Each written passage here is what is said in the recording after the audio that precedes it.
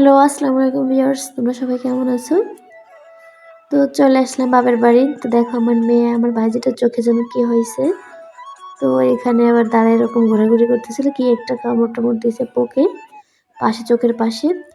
তো আসছিলাম হচ্ছে শীতের পিঠা খেতে মার বাড়িতে। তো মা হচ্ছে সন্ধ্যার সময় শীতের পিঠা বানাইছে, বেশি করেই বানাইছে, কারণ আমাদের একসাথেই হচ্ছে আমার দুই ভাইয়ের শ্বশুর বাড়ি, আমার শ্বশুর বাড়ি সব জায়গায় পাঠাবে, যার কারণে আমরাও খাই, এখান থেকে খাইয়েও গেছি আর হচ্ছে নিয়েও গেছি। খাইয়েও গেলাম আর কি, সাথে করে নিয়েও গেলাম, এরকম একটা ব্যাপার আছে না। তো সব মেয়েদেরই এরকমেরই হয়। পিঠা হচ্ছে অনেক বানানো লাগছে, যার কারণে অনেক রাত হয়ে গেছিল। তখন প্রায় 8:30 9টা বাজে, বানাতে বানাতে এতই রাত হয়ে গেছে। তার কারণ এখানে তো আর একটা দুটা পিঠা ছিল না, এখানে প্রায় 5.5 কেজি 6 কেজি চালের পিঠা বানানো হয়েছে। আদব চালের যে গুঁড়া থাকে সেটা দিয়ে বানাইছে। আর হচ্ছে এরপরে হচ্ছে পানিটা জ্বালাই নিয়েছিল, কারণ অনেক রাত হয়ে গেছে। তখন তাড়াতাড়ি করে যেভাবে করা যায়, আর দুধও জ্বালাই নিয়ে আসছে ওখান দিয়ে। তো এই দেখো 4টা হাঁড়িতে পিঠা ভেজেছে। 3টা বিয়ে বাড়িতে যাবে, আর একটা হচ্ছে মার এখানে থাকবে। অনেক বড় বড় হাঁড়ি ছিল এগুলো, তেলানি হাঁড়ি। তো তারপরে হচ্ছে সব পিঠাগুলো ভিজিয়ে রেখে আমরা খাবার খাইছি। প্রায় খাবার খেতে খেতে প্রায় 9:30 10টা 11টা বেজে গেছে। তো খাওয়া দাওয়া করে আমরা হচ্ছে ঘুমাই যাব, কারণ সকাল সকাল উঠে যার যার শ্বশুরবাড়িতে সকাল ভোরেই পিঠা পাঠাবে।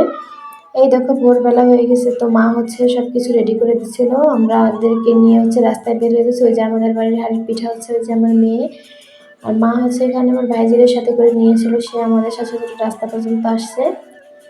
তো তারপরে হচ্ছে আমরা ভোরের কুয়াশা, চারিদিকে এত অন্ধকার অন্ধকার, গ্রামে তো কুয়াশা কুয়াশা ভরে গেছে। কারণ গ্রামেই হচ্ছে মূলত শীত বোঝা যায় বেশি, শহরে থেকে। শহরে তো এখনো মনে হয় শীত, অনেকে বোঝে না যে শীত আসছে, এরকমেরই মনে হয়। তো তারপরে হচ্ছে আমার মেয়ে হচ্ছে বাড়ি যেয়ে আবার তার বাবার সাথে একটু খাইছে। সে তো শীতে থেকে পুরো লাল হয়ে গেছে, এত পরিমাণ শীত। সকালবেলা এমনিতেও ভ্যানে করে আসছি, তো অনেক ঠান্ডা লাগছে তার বেশি বেশি।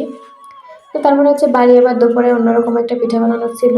এটা হচ্ছে রস পুলি পিঠা, যা হোক, যে যা বলে, এক এক জায়গায় একটা কিছু বলে।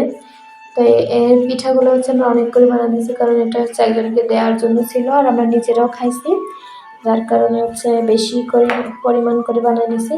তো এখানে হচ্ছে এখানেও প্রায় বেশি বানানোর কারণ হচ্ছে, তা আমরা নিজেরাও ঘরে রেখে খাবো, বা আমার যার আমার হচ্ছে যে দেওয়ার আছে সে হচ্ছে বাইরে চলে যাবে, তার কাছে বানানো দিয়েছিল। অন্য পিঠাও বানানো হয়েছে, এই পিঠাও বেশি করে বানানো হয়েছে, যার কারণে বেশি বেশি করে বানিয়ে নিয়েছি, নিজেরাও খাবে তো ওদেরকেও দেবে।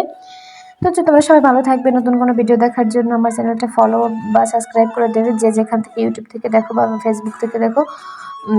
আর হচ্ছে প্লিজ সুন্দর একটা কমেন্ট করে দিও কেমন হয়েছে। আল্লাহ হাফেজ।